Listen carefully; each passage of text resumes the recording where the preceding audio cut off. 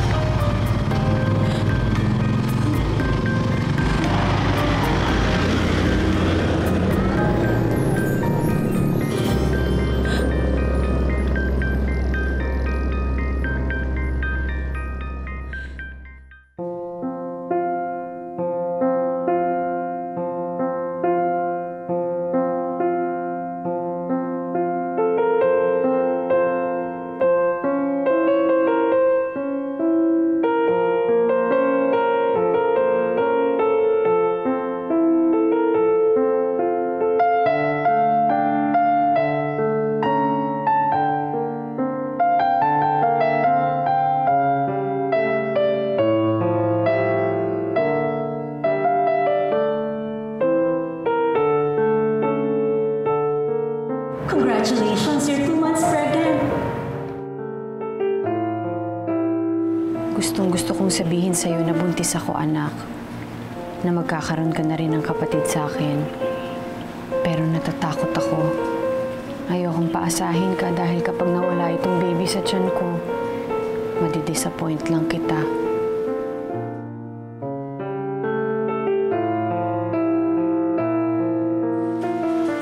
Ma'am? May bisita po kayo. Sino yun? Si Sir Jonas po. Kung dinadalaw niya si Samantha, pwede pakisabi tulog na siya. Bumalik na lang siya bukas. Ma'am, mukhang hindi naman po si Samantha ang sadya niya rito. Hindi ko nga po makausap ng maayos eh. Umiiyak. Paano ang tawag sa pangalan niyo?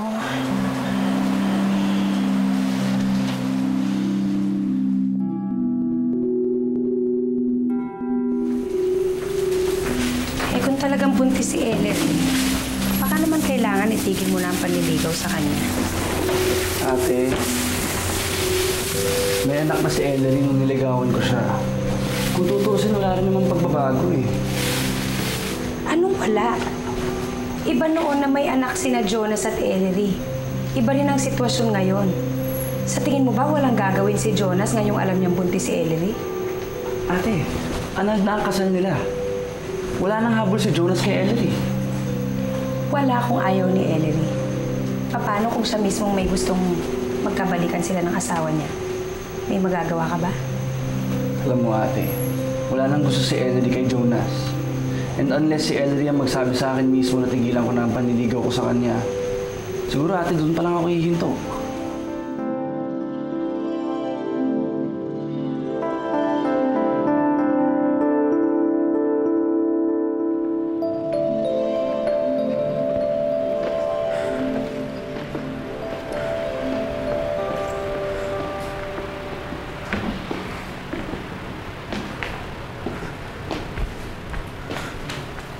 Jonas. Ellery. Hindi na magbabago ang desisyon ko, Jonas. Itutuloy ko ang bala kong pumunta ng Amerika. Aalis na kami ni Sam sa ayaw at sa gusto mo.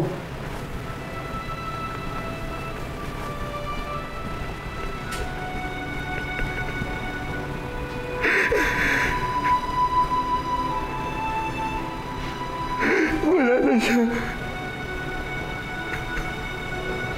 Sino wala na?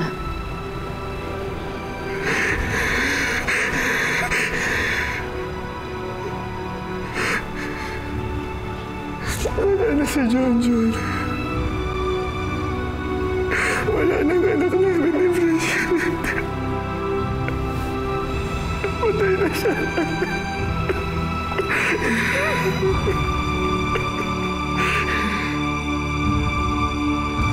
Hindi kita sinisisi. Pero pinagsabihan na kita. Ayaw mo naman magpapigil. Kaya ayan. Hindi ko naman sinasadya yung nangyari, tita. Hindi ko ginustong mamatay ang anak ko.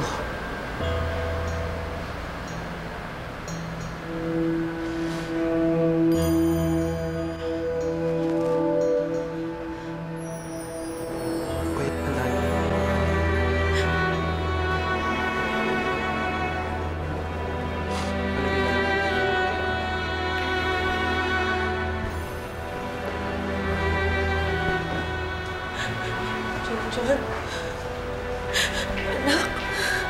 Anak, baby. Baby. Baby, nandito ang mami. John, anak, nandito na ang mami mo. Anak. John, baby. John, anak.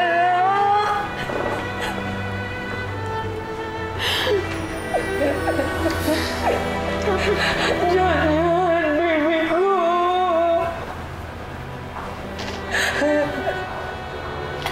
Anak. Bridget, tama na.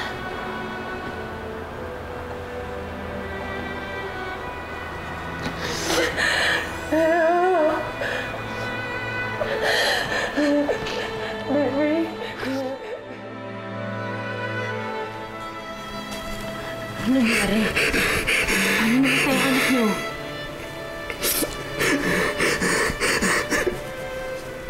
Hinalayo sa akin ni Bridget si John.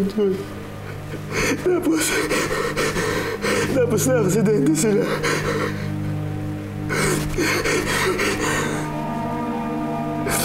Nabuhay si Bridget pero si John. Wala rin nangyari si John. Wala siya.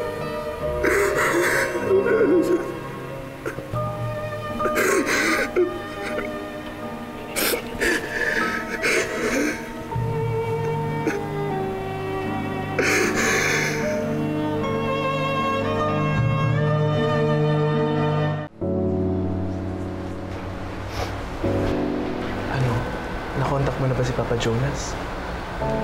Hindi, nakapatay yung cellphone niya.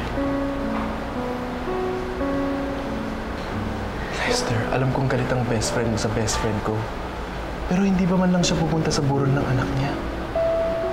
Aloha, huwag kang mag-alala. Pupunta yun. Siyempre, anak niya pa rin yung namatay. Tsaka nga pala, napaalam niyo na ba ito kay Tito Delphine yung nangyari? As if naman pupunta rito yun, ano? Nilayasan na ni Tito Delphine si Bridget. Pumunta na doon sa asawa niya. Sa tingin mo, papayagan ba ni Tita Marisa si Tito Delphine na pumunta rito?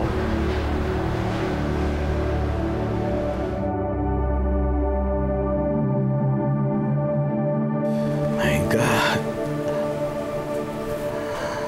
Wala pang 1 buwan ang anak ni Bridget.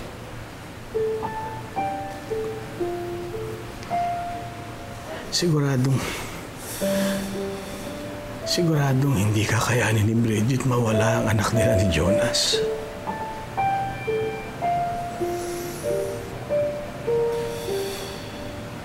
Narinig mo naman ang kwento ni Ellery, hindi ba? Kasalanan ng anak mo ang nangyari. Marisa, kasalanan man ni Bridget o hindi, kailangan ko pa rin damayan ng anak ko.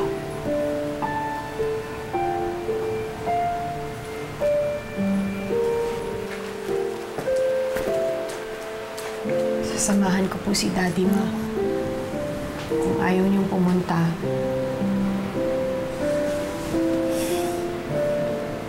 Namatayan ng apo ang daddy mo. Siyempre, pupunta tayo para makiramay.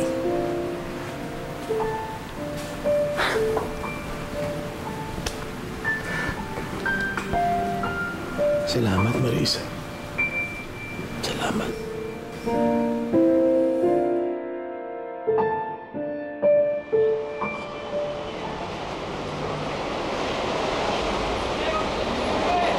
Jonas, diyan ka pala.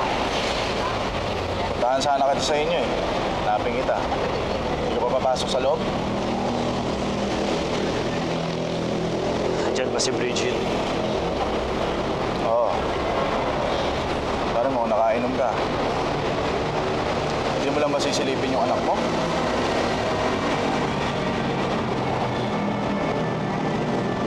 Pare, hindi ko alam kung kakayanin ko kapag nakita ko yung anak ko. Kagabi lang magkasama kami. Tapos ngayon, wala na siya. Si Bridget lahat may kasalanan nanto eh. Diba nagpang-abot lang kami sa loob para hindi ko alam kung... Pare, alam mo, ihatid na muna kita. Baka mamaya kung ano pang gawin mo sa loob eh. Halika na. Halika na. Ayoko. Pare, kung gusto mo talaga akong damayan, pare, samahan mo na lang ako. Hindi makakabuti sa'yo kung magpapakalasing ka lang ng ganyan. Halika na! Hindi ko kasi alam kung paano ko haharapin yung mga problema ko nang hindi ako nakakainom. Pare, kahit sandali lang. Gusto ko lang makalimutan na wala na ang anak ko.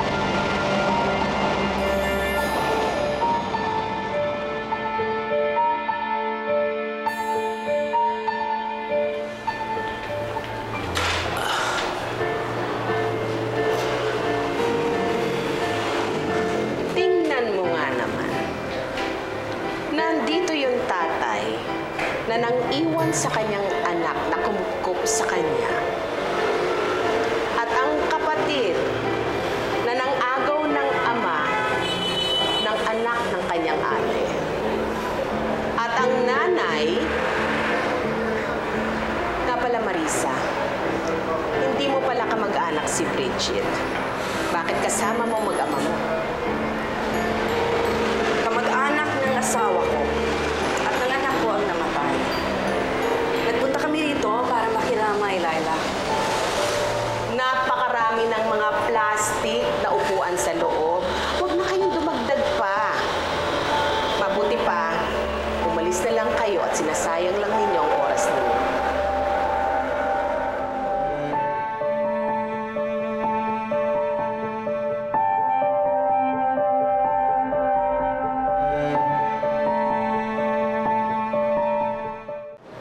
Narinig nyo?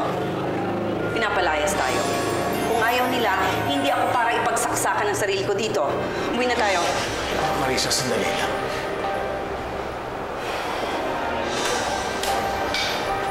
Laila, hindi ko lang pinunta namin dito. Apo ko ang namatay. Gusto lang namin makiramay kay Bridget. Nakikiusap po kami, Tita Laila. Papasukin niyo na po kami.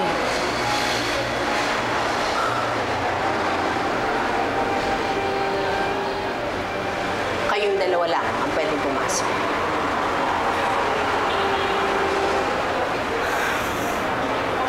Sige na. Paabot nyo na lang kay Bridget ang pakikiramay ko. Sige na.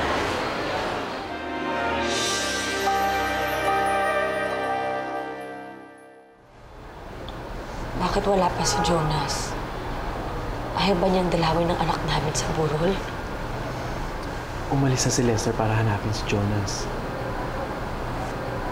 Darating yun. Hindi niya matitiis na hindi makita ang anak niya.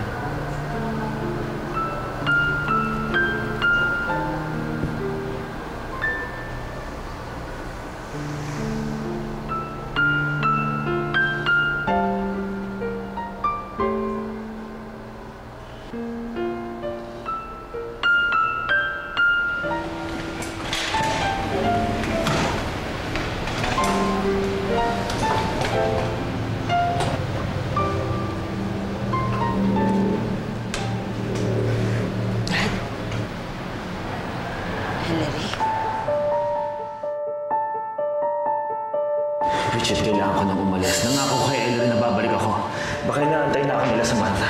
Tututuhanin ko na po yung banta ko kay Jonas. Sige, doon na lang siya kay Ellery. Pinapangako ko, tita. Hindi niya na kami makita. Ano ba naman, Bridget? Magdaan-daan ka. Kasama natin si Baby John John. Bridget, may sasakyan!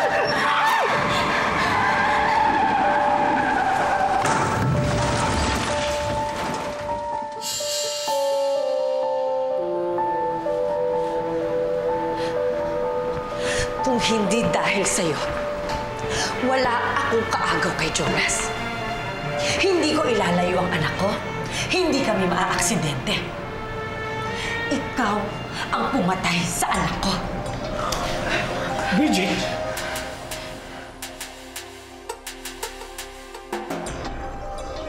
Kung hindi lang nandyan ang anak mo walang buhay, sinampal na rin kita.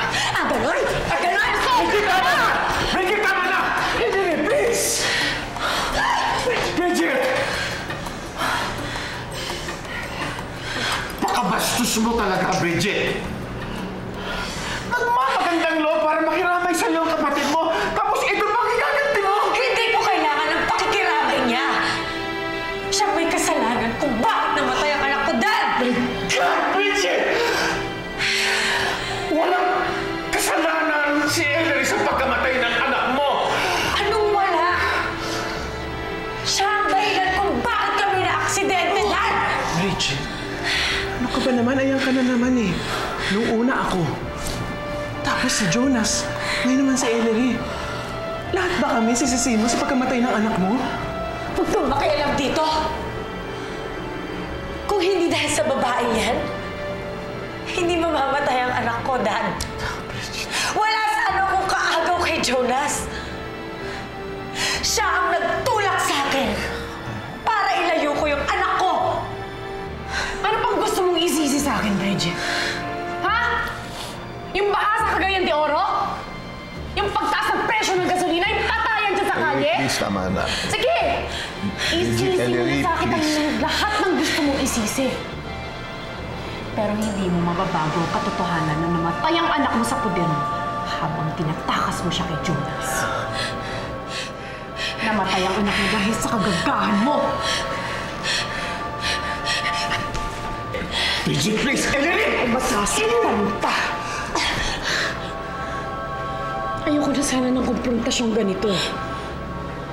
Nagpunta kami dito para mangirabay. Pero nagkamali ako. Hindi ka dapat damayan. Hindi ka dapat kaawaan. You don't deserve it.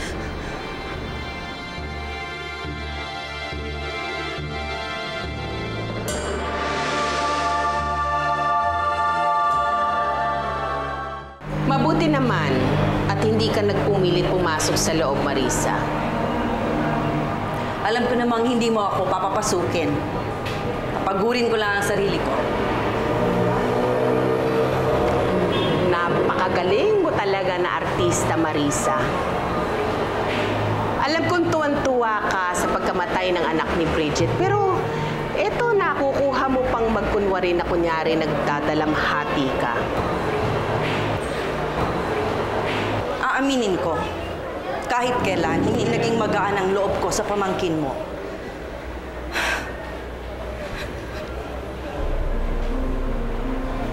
Pero hindi ko magagawang ipagdiwang ang sinapit niya, Laila.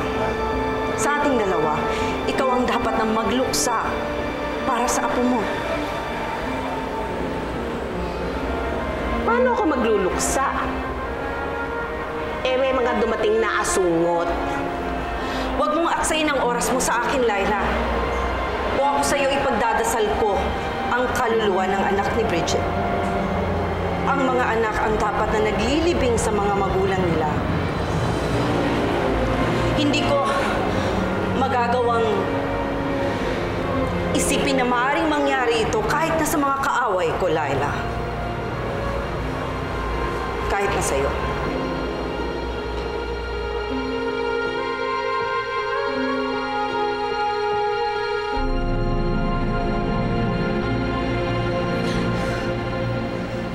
Kayo na lang ang sumilip sa apo niyo, Daddy. Aalis na lang ako para wala nang gulo dito. Bakit aalis ka na kaagad? Nakukonsensya ka? Halika, Ellery! Halika! Silipin mo ang anak ko kanya! Bridget, tama na, please! Tama na!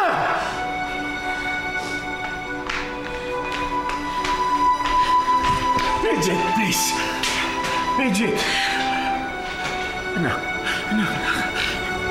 Naiintindihan ko ang galit mo. Ha? Namatay ang kanyang anak. Natural lang sa isang magulang. Ang hindi matanggap yun, ha? Alam ko masakit yun, Bridget. But Bridget, please. Kung ano man yung galit at sakit na nararamdaman mo, wala ka pa rin karapatan manisi ng ibang tao, Bridget. Lalo na kay Ellery. Ha? Na isang kapatid mo! Ha? Bridget, please. Please.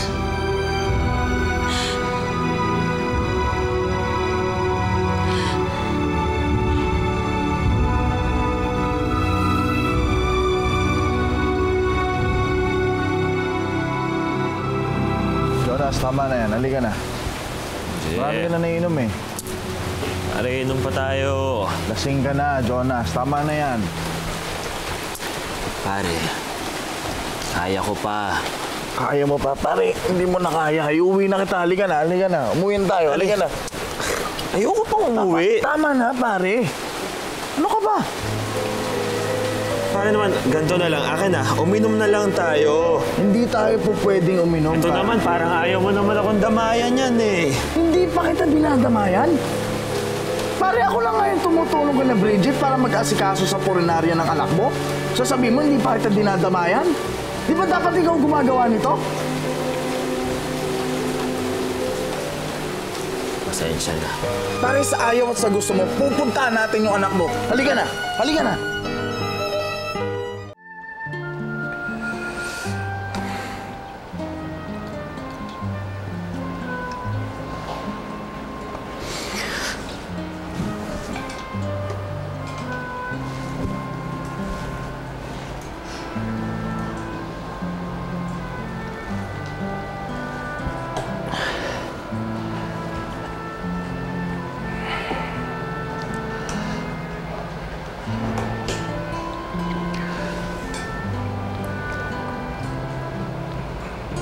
Bridget.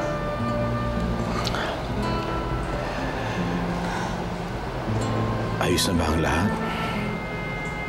Para sa pagpapalibing mo kay Baby John John?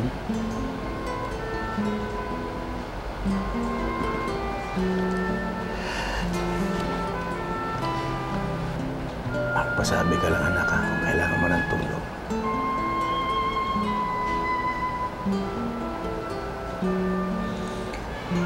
Hindi ko kailangan ng tulong niyo. Lalong-lalo na ayoko magkautang na loob kay Ellery.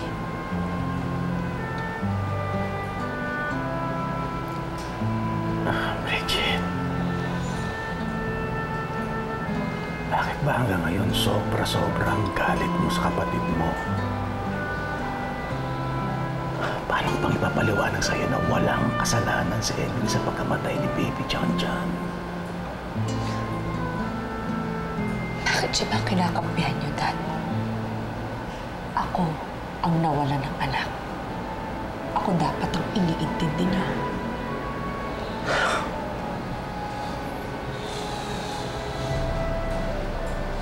Paano naman kita iintindihin?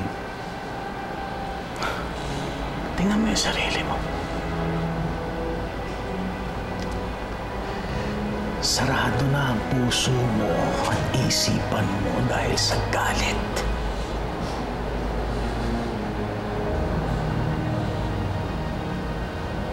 Lahat na lang pinagbubuntunan mo ng sisi. At sino gusto niyong sisihin ko? Ang sarili ko? Na ako ang may kasalanan kung bakit namatay ang anak ko? Yun ba ang gusto niyo ipamukha sa akin lahat? Ha?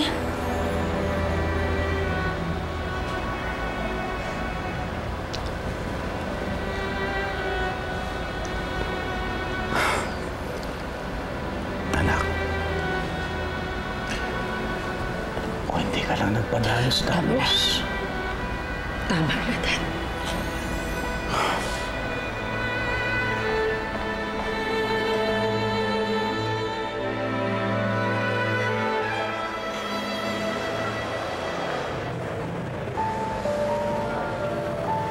Nandito rin pala kayo, Nina. Sinamahan ko lang ang daddy. Hindi ko kayo kailangan dito, kaya makakaalis na kayo. Ibang klase ka ring tao, ano? Ikaw na ang dinadamayan. Ikaw pa ang nagpapalaya sa amin. Hindi ko naman hiniling na damayan niyo ko. Kaya huwag kayong umangal kung pinapaalis ko kayo.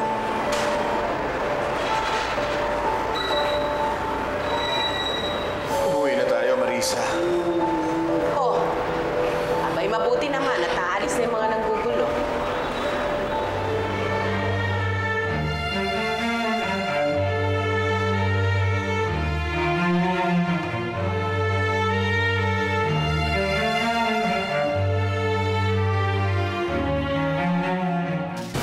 Please, Daddy. Gusto ko ibigay itong gift ko para sa birthday niya. Sam, let's go. Tingnan na natin umuwi. Hintayin na tayo ng mami mo. Dito lang ang anak ko sa tabi ko. Bakit mo naman pinayagan si Samantha na pumunta kay Bridget? Wala nang anak si Bridget. Paano kung hindi niya ulit makawalan si Samantha? Uy, tara na po. Bridget, tama na! Saan? Dito ka lang. Hindi mo anak si Samantha.